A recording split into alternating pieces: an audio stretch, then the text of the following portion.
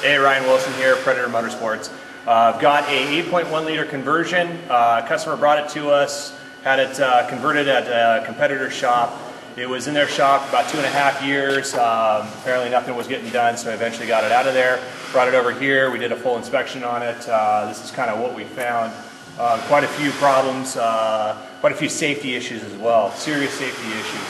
And just looking at kind of what happened here, there's absolutely no way this truck would have been safe to run on the road, nor could it ever run in this configuration. I mean, starting from the placement of the engine, the cooling system, the electronics in here, there's absolutely no way to make it work.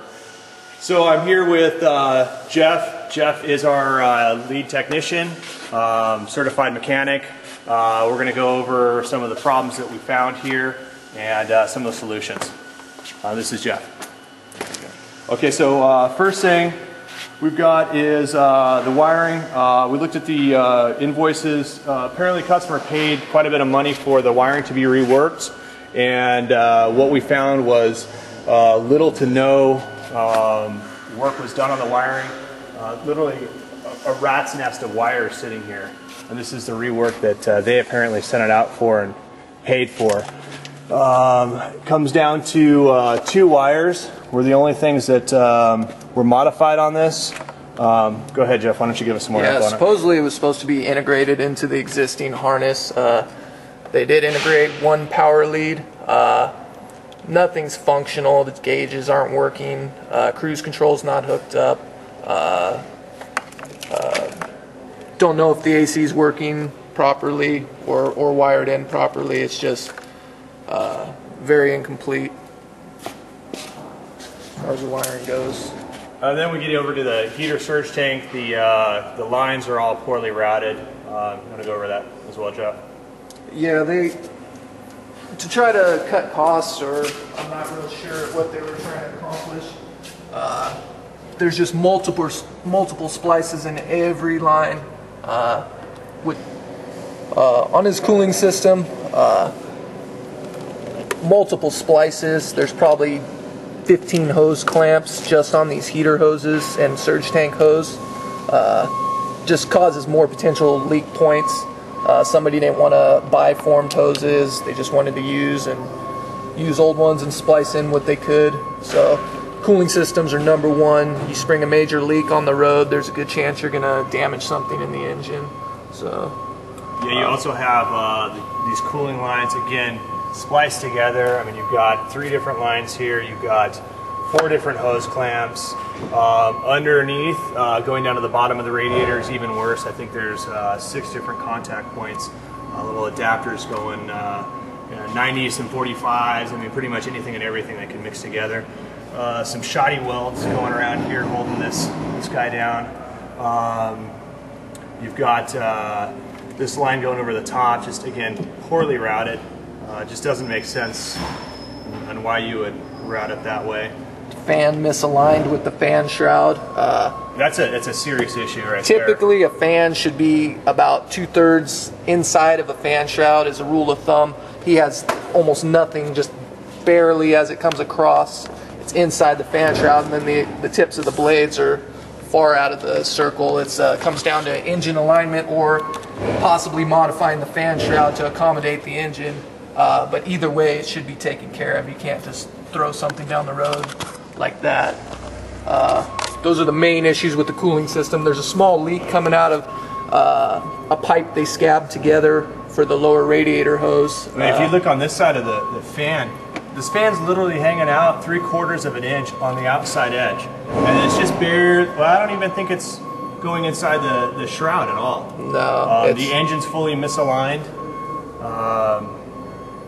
Yeah, it's pretty bad. The heater hose here is drug across the motor. You can already feel a little groove coming in the bottom. Eventually that's going to rub through that heater hose, and that's going to strand somebody quickly.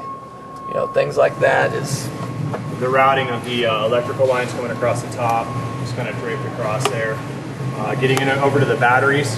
Yeah, they made these crossover cables themselves because this was a gasoline engine, and it wasn't equipped with dual batteries. But instead of buying the right batteries and including insulators that keep you from arcing the battery, they decided to make something and just use regular 3/8 bolts to hold them in there. All kinds of wires just crossed, and potential fire hazard. Then on to the air intake system. The air intake. GM made this with almost a 4-inch intake, and they got it into the small air filter housing. The inlet to the air filter housing can't. If it's 3 inches, it's definitely not over. So it's going to restrict flow. It's, you know, cause for reference too, you've got a system right there that has been cut in half. GM designed that AM General designed that air intake system with a second air filter over here. And the second air filter system over here doubled the capacity of the airflow going into the 350 engine. This is an 8.1 liter engine, big block GM engine, and you literally cut the airflow down by 50%. Then to finish off the air, the second tube that should have been routed over here, if you were going to go with a dual air system, which obviously wouldn't work here, you've got a sewer hose plug that's shoved in there. Yeah, and they also cut off, as far as if you were trying to make this California smog legal, there's a muffler that comes on most any newer vehicle on the intake system. Smog referee sees somebody cut that off and capped it. I would say that's an emission system modification, and that's not gonna work. You can buy lots of aftermarket intakes that don't have mufflers, and they're carb certified. So there's a lot of ways around doing this. This is obviously the cheapest way to do it, and definitely not the best way to do it. Then you've got your throttle actuated control module, just poorly mounted. Yeah, it's just hanging crooked, wires ripped across it. Not built to last at all. You've got your TCM over here. It's hanging out on the outside. So all you need in this situation is a good rock or stone up here. Damage this TCM, crack this cast housing. Your TCM's gone, truck's down.